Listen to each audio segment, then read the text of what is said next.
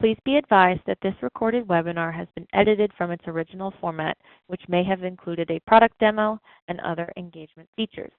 To set up a live demo, please complete the form above on our website. If you currently are not on our website and are watching this on our YouTube channel, there's a link to the website in the description of this video. Thank you. Hello everyone, and welcome to today's webinar, Fortifying Your Domain Security Ecosystem, Comprehensive Strategies to Counter Cyber Threats. My name is Christy DeMeo-Ziegler, and I will be your moderator.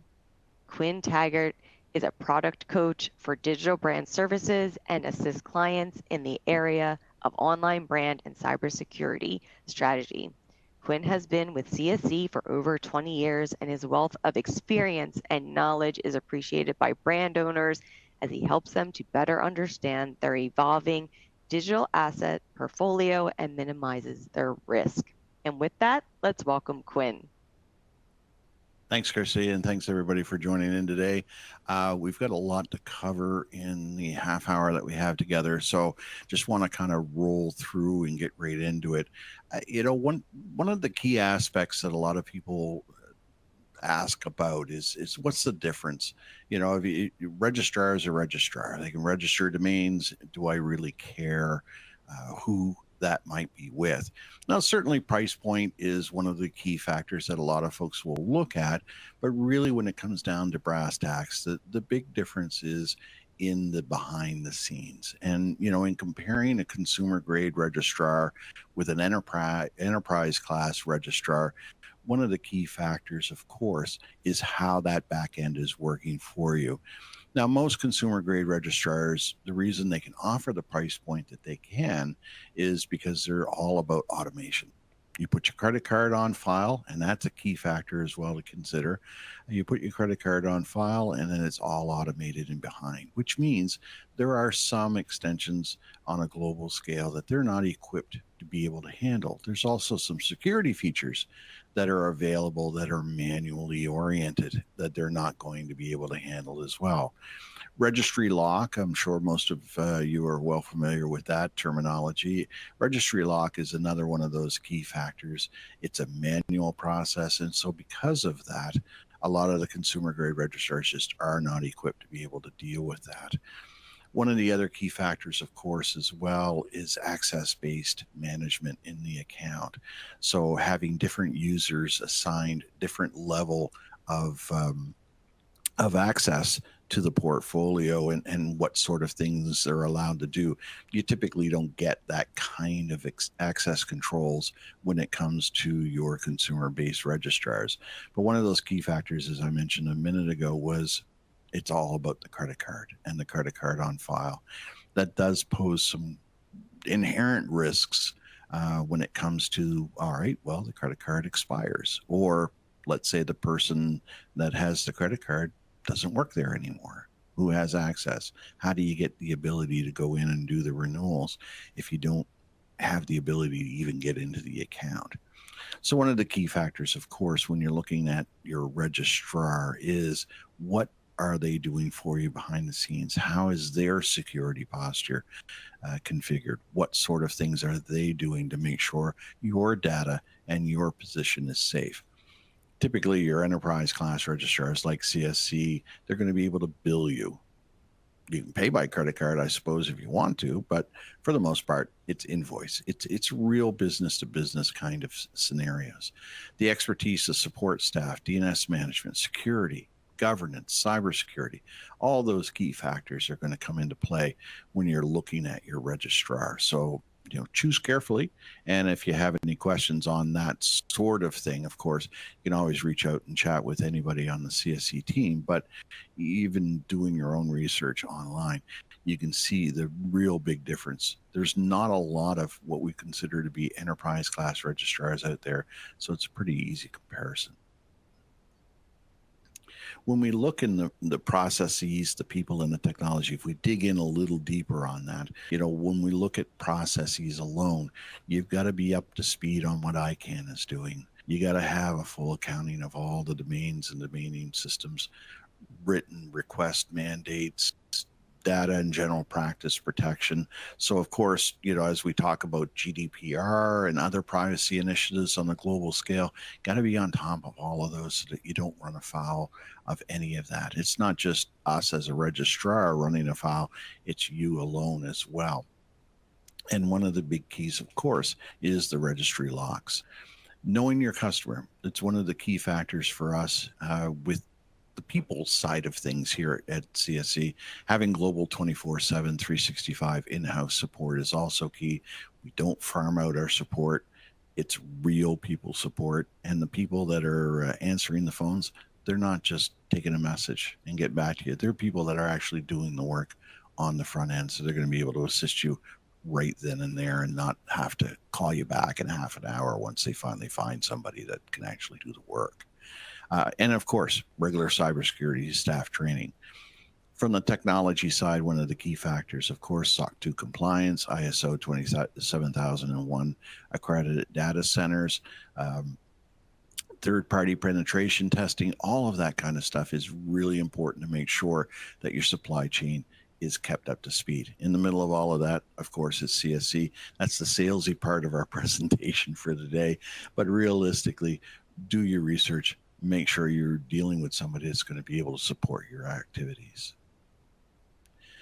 This is affectionately known as our spaghetti slide. It's one of my favorite slides. Reason is that in a typical corporate environment, there's a lot of lines of communication. There's a lot of stakeholders.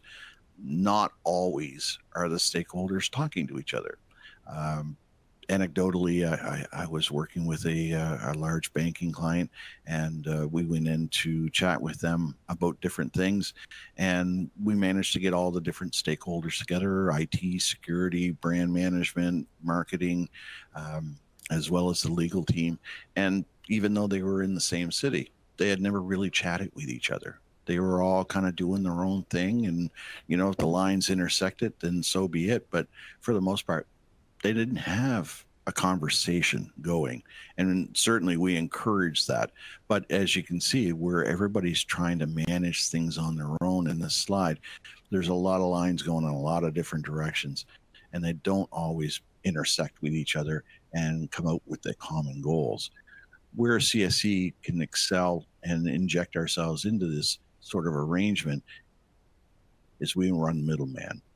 Now, we always tout ourselves as wanting to be a partner with our clients, not just another supplier on the docket. So this is where we can really, really inject ourselves into the conversation and play middleman between the client, stakeholder contacts, and of course, outside counsel.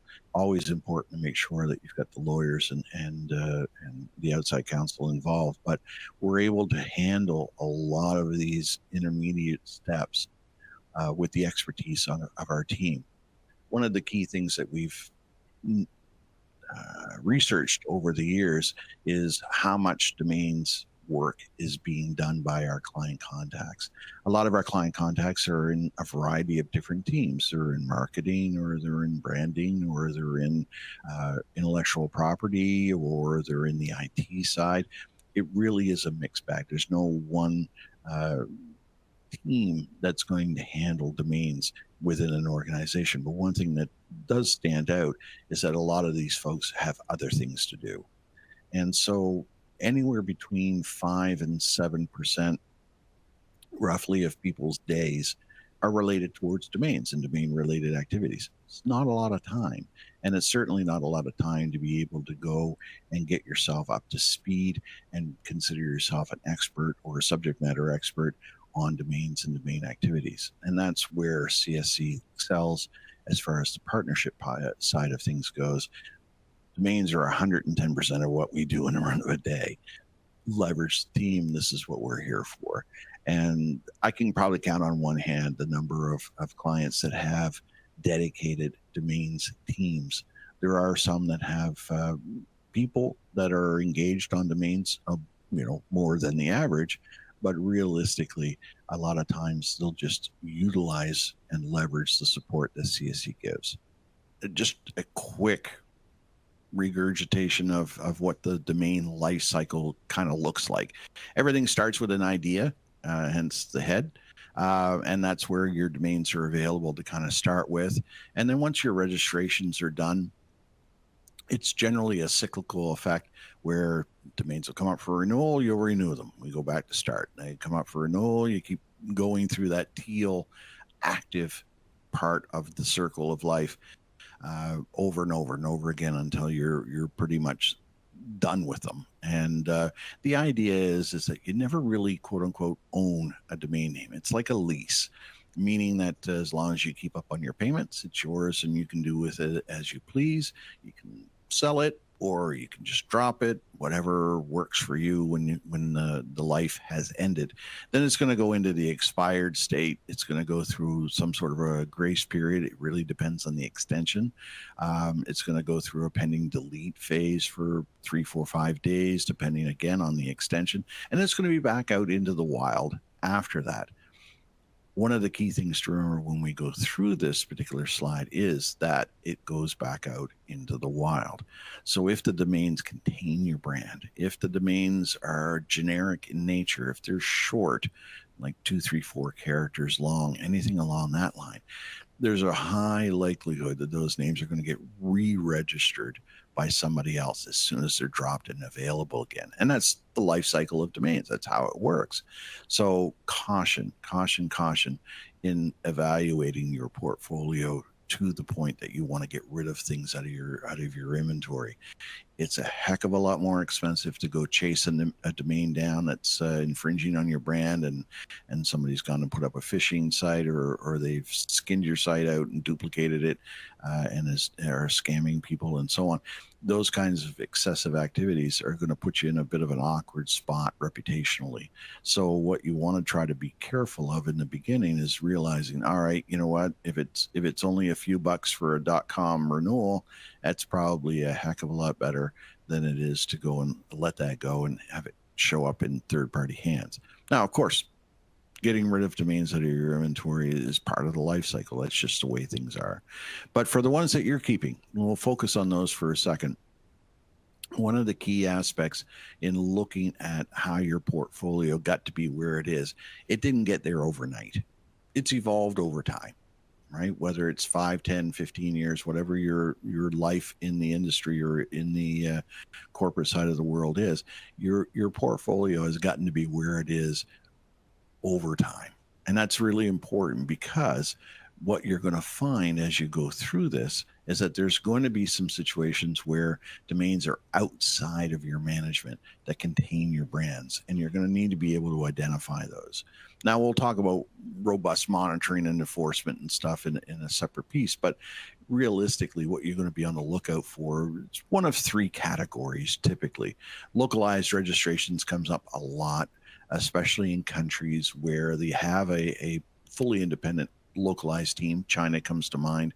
The rules have changed in China quite a few times over the years, and so we've seen this a lot where people will register domains on a local level and just, you know, you're aware of them, hopefully, but on the other side of that is that they're looked after. But again, they're typically with a consumer grade registrar. It's credit card oriented, it's personnel dependent, it's going to present some risks, and often you just don't have control over what's going on. And especially if something goes sideways on one of those domains, typically your IT resources may not have the capability to be able to pitch in and give them a hand. Then you've got the quote unquote rogue employee side of things.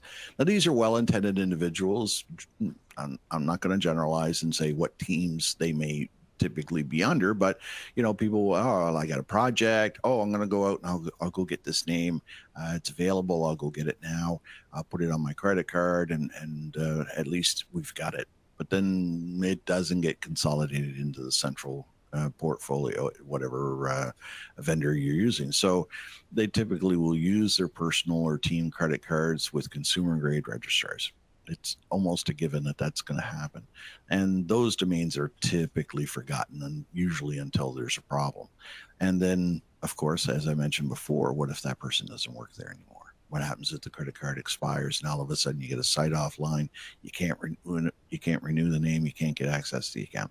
These ones are really, really bad, and you want to be able to identify those up quick so that you can get them consolidated into central management.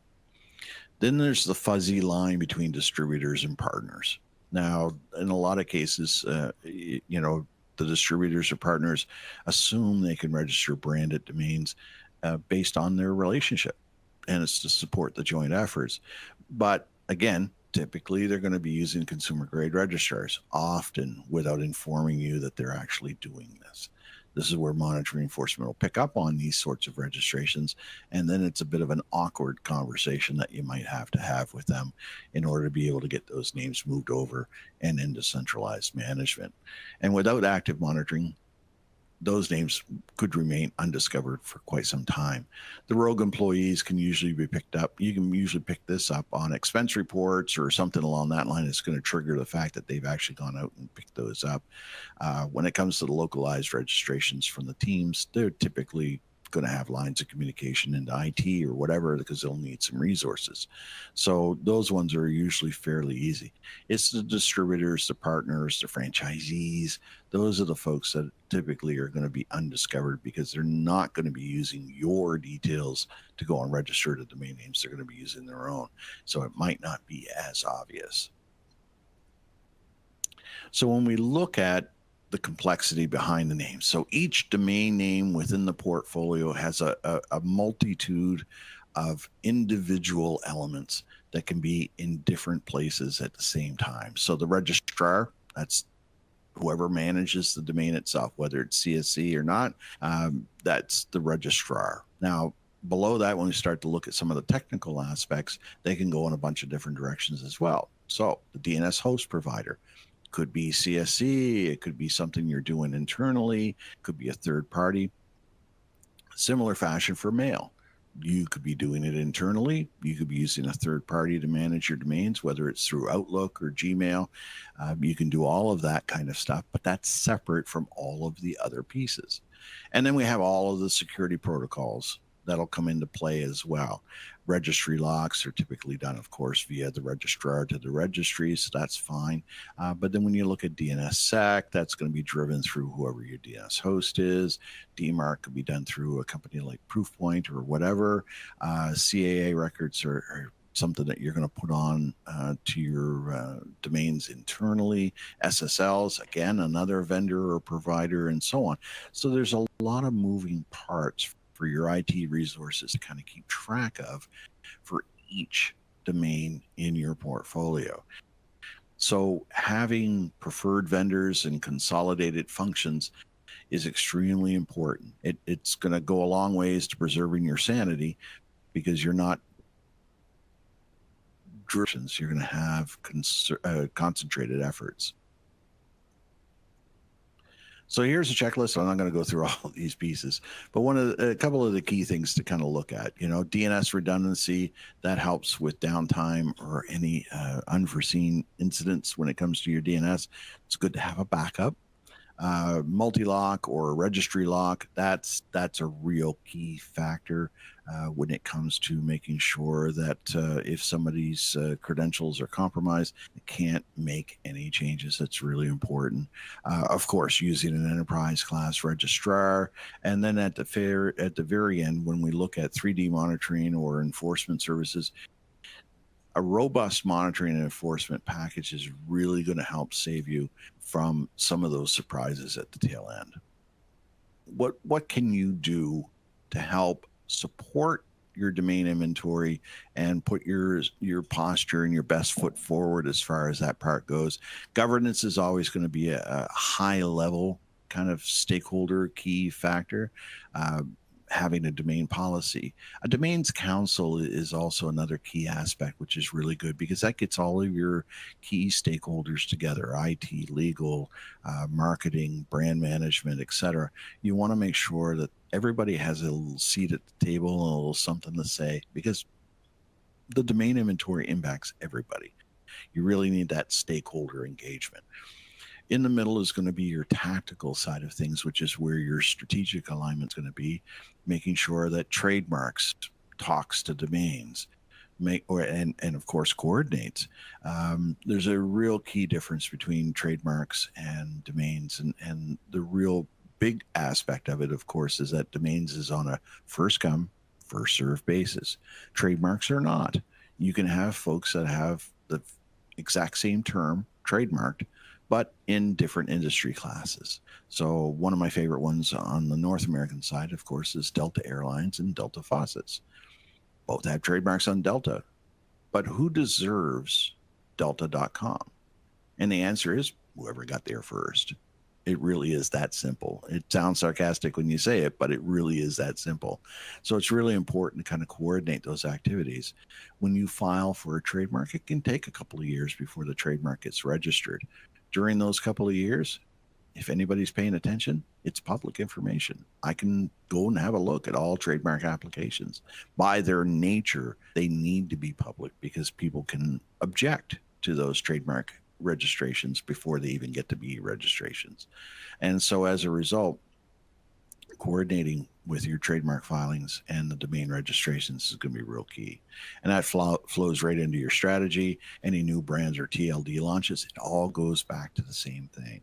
Now, you don't always have to have trademarks on every domain string that you're doing. You don't have to have a trademark in order to register domains. And that's a key factor as well. And that's why the bad guys get in there first, usually a lot. The follow-up is also key. Managing domain inventory is a cyclical event. It really does go around and around and around and around, right? So what you're doing today might be relevant today, a couple of years down the road might not be, but if you don't come back around and review things and review your processes, you're not going to identify that. And then you're just going to keep doing the same old thing because that's the way it's been done. So having a look at things like your utilization, your rationalization, your monitoring enforcement, your budgeting and your staffing, all of those things needs to be reviewed on a regular basis, whether it's semi-annual or annual or every couple of years, whatever works for you as far as that part goes, but it really does need to be cyclical. I'm going to cover a couple of key events that have come up in the last little bit. I'm not going to belabor a lot of these because there's tons of resource for these online. So NIST 2 is strengthening cyber resilience across the European Union. That's a bit of a mouthful as we do it. But a lot of these approaches like GDPR and so on have all kind of gone in on the data side of things. So NIST 2 kind of takes it into the IT side of things. And so it emphasizes the all hazards approach, covering both cyber and physical threats, and it grants the regulators broader enforcement powers. That's key as well. There's no sense having a policy in place, whether it's internally with your own domain policy or external in this particular type of situation, if there's no penalties. You've got to have the penalties in enforcement there in order to make sure people pay attention. And then we've got some other things like RDAP that are coming in, and this is augmenting and supplementing GDPR and a bunch of other privacy initiatives that have been put out on a global scale. And there's just a few here that I've listed for Canada, the US, and India as well. All of these seek to make sure that people's information is kept private if you want it to be, and then also, of course, secure. So after July of 2025, it's not going to be an option to use the WHOIS details to validate an SSL.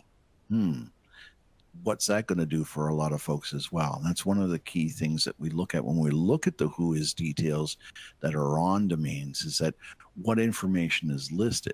Now, GDPR gave us into a situation where generally maybe the organization would be listed, but then nothing else in between is, and even the email address might be redacted. Optional, and the reason I say that is because a lot of the SSLs were using the email that's in the WHOIS as well as the organization that's in the WHOIS in order to validate for the issuance of an SSL certificate.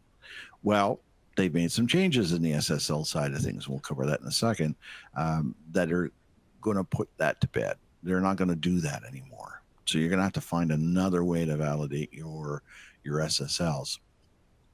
And so when we go into the SSL and the domain control validation changes, current setup is pretty straightforward, right? So every digital certificate, whether it's an EV, OV, or DV, is validated using domain control of one of the current methods. We either use the WHOIS email, some sort of token that the certificate authority is given to us, or we add an actual record into the domain zone file, which is really the preferred method. It's much more secure.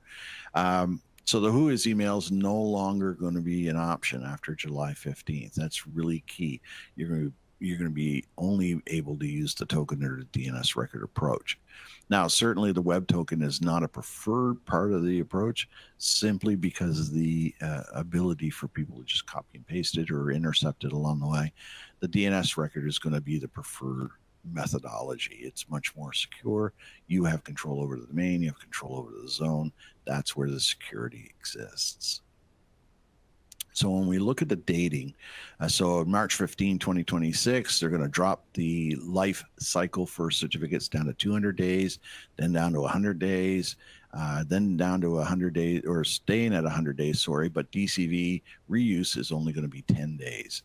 And then they're going to go to a 47-day certificate. I, to be honest, have no idea why they settled in on 47, but here we are.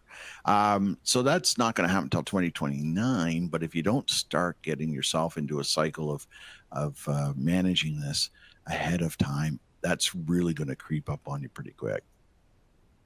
So we've introduced here at CSC what we call domain control validation as a service, so DCVAS. And so we're the first to offer this sort of service. And what we're going to do is give you the option to be able to put in the DNS record validation method. It only requires a one-time deployment per domain. That's key. And I'll leave the rest of it there for you to kind of read. I want you to make sure that you go and research some of this stuff on your own. How certificate validation works today: client, CSC, that's the big key, is that the client has to do the work in order to be able to get the certificate back and installed on their system. When we come to DCVAS, we've got a one-time setup. The order comes in, the validation is done by us, the issuance is done by us, and then back to the client. So the client really only has to put the order in. And then with every subsequent renewal, it's back to the client. Once the setup is done, that's it. That's all you need to do is raise the order, right?